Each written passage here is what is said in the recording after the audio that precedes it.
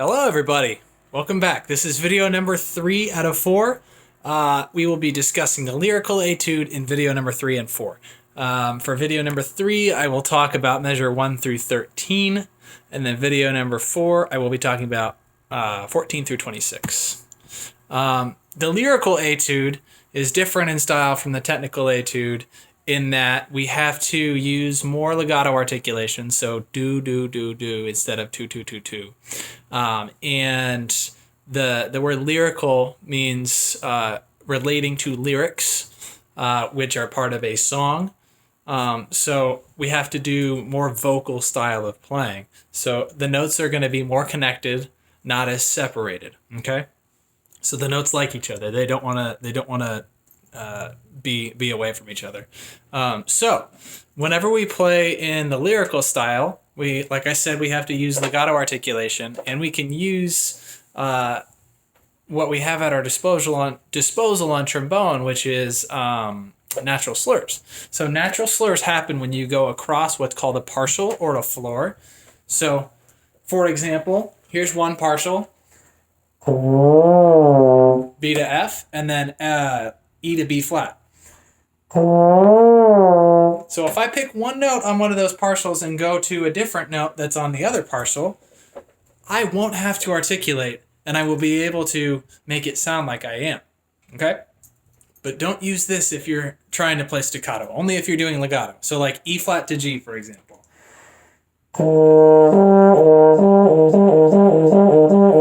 I'm not going, I'm going ta, and just shifting between the two notes with my air, okay?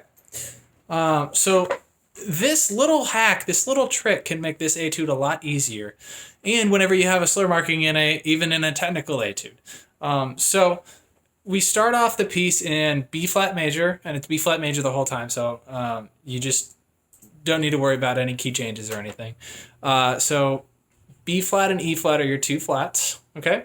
Tempo marking is 76 to 88. So the fastest you're going to take it is 88. The slowest you're going to take it is 76. So here's 76. Okay, and then here is 88.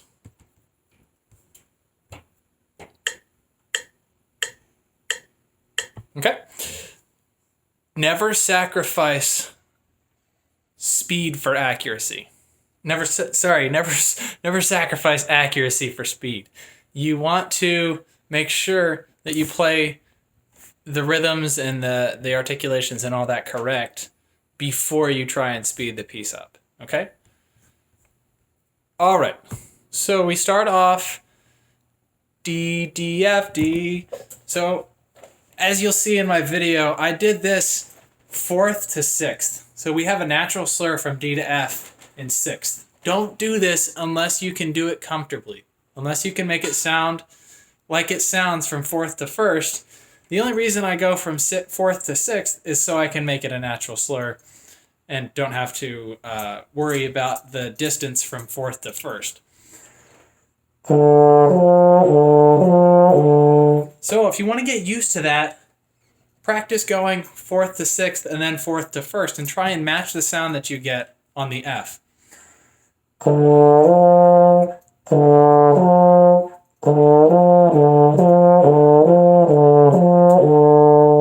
Okay?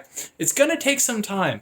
But if you do long tones, we're using both your regular position and your alternate position, your chances of success using the alternate position go up exponentially. You also have to use it in your practice. You know, playing scales, playing lip slurs, play in these weird alternate positions, and you'll get used to them. They'll still feel like alternate positions, but they will be more comfortable than they were when they were completely foreign to you, right? It's just like learning a foreign language. You have to actually practice it in order to get better at it. So we start off using that alternate position, if you so choose, from the D to the F. Da, da, da, da. Okay, 1 and a 2 and 4 and, sorry. 1 and a 2 and 4 and. Okay, D, D, F, D, B flat, E, C. And then measure 2. There also in measure 1, there's a slur marking on the upbeat of 1. from the D to the F and back to the D. That's why I played it as a natural slur from 4th to 6th. And then a natural slur from E flat to C, slur marking on beat 4 as well. Okay, measure 2, we have D, F, G, A, B flat. Okay, the D we hold out for 2.5 beats. So we see it's a half note and then it's tied. That's what that rainbow over that note is. If you see a rainbow and it's to the same exact note on the next one, that means it's a tie and not a slur marking, okay? Or a phrase marking for that matter. So this last 2 beats plus 1/2 of a beat, because you have the 8th note that it's tied to. So da, 1 and 2 and 3, and then you cut it off and go to the next note. So, and then on the upbeat of 3, we have F and then G and then A. So D, F, G, A, B flat. Okay. Measure 3.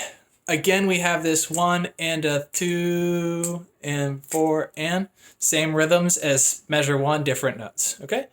We'll have to do legato tongue from B flat to A in measure 3.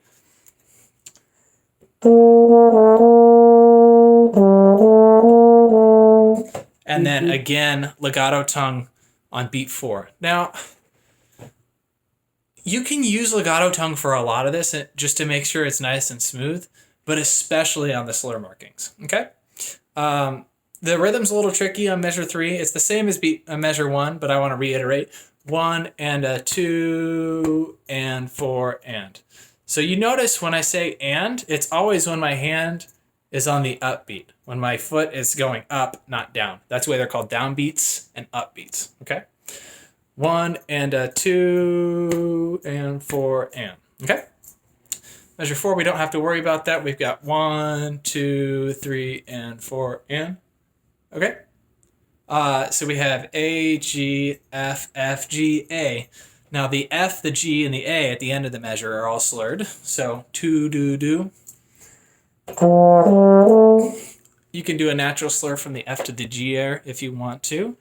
We do a little crescendo from, we will be at mezzo piano here. If there's no dynamic change from the beginning to there, you assume that you're still in the same dynamic. So we were in mezzo piano at the beginning. We're still in mezzo piano. So we go from mezzo piano to mezzo forte in measure 5. So a little dynamic contrast, not a huge amount. Mezzo piano to mezzo forte is medium soft to medium loud. Okay, so maybe like on the dial, like 4 to 5, 3 to 5, something like that, out of 10. If 10's your loudest volume.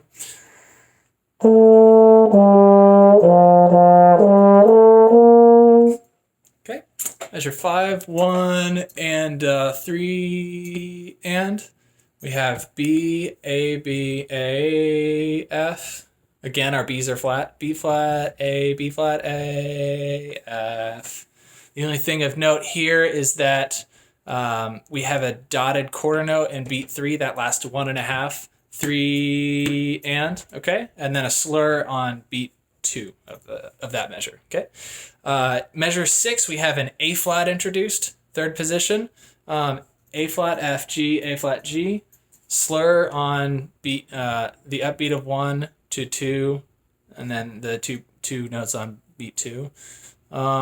Measure 7, things get a little funky here. We have a G flat. So these G flats are going to be 5th position.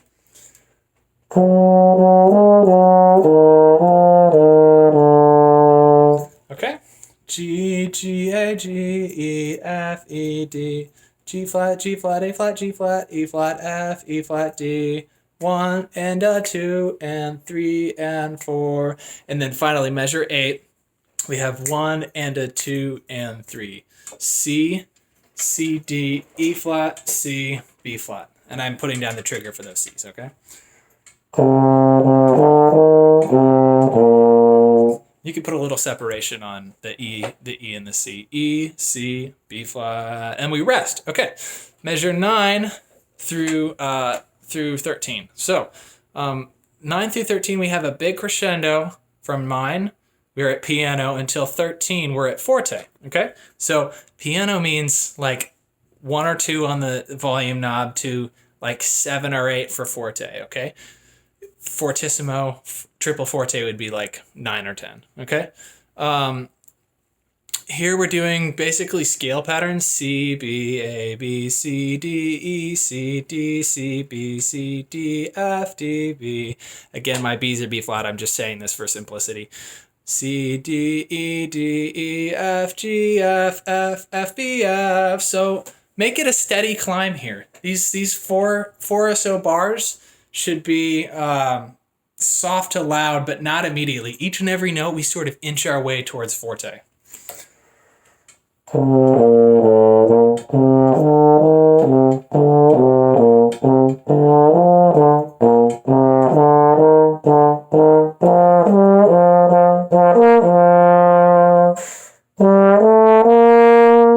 Okay, and then we finally reach our full dynamic level. You know, for this video's sake, I think I'm actually going to go to 16, since that's the end of the section. And we sort of jump in with something new at 17. So we sort of reach our peak here at 13, and then we work our way back down. You can see that the highest note, that D natural, in measure 13, and then from there, the notes go which way? Down, right? B, D, D, D, C, B, C, C, A, F, G, A, B, E, E, F, D, E, C. And why did I slow down? Because there's a ritardando in measure 15. That means to slow down, okay?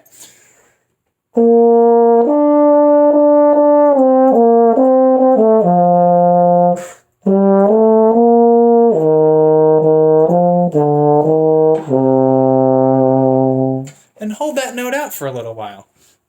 You've already done a ritardando, so you may as well enjoy that last C. Okay. The one thing I will say with this etude is just follow the contour. Meaning, if you go up, if the notes go higher, get louder. If the notes go lower, get softer. The dynamics are already there for you, and they already do that. But if you do the second thing I just said, which is follow the contour, you'll have even more dynamic contrast, more louds, more softs. Just watch out for, in this first half, the G flats. I would say the 5th position G flats. Okay. All right. On to part 4.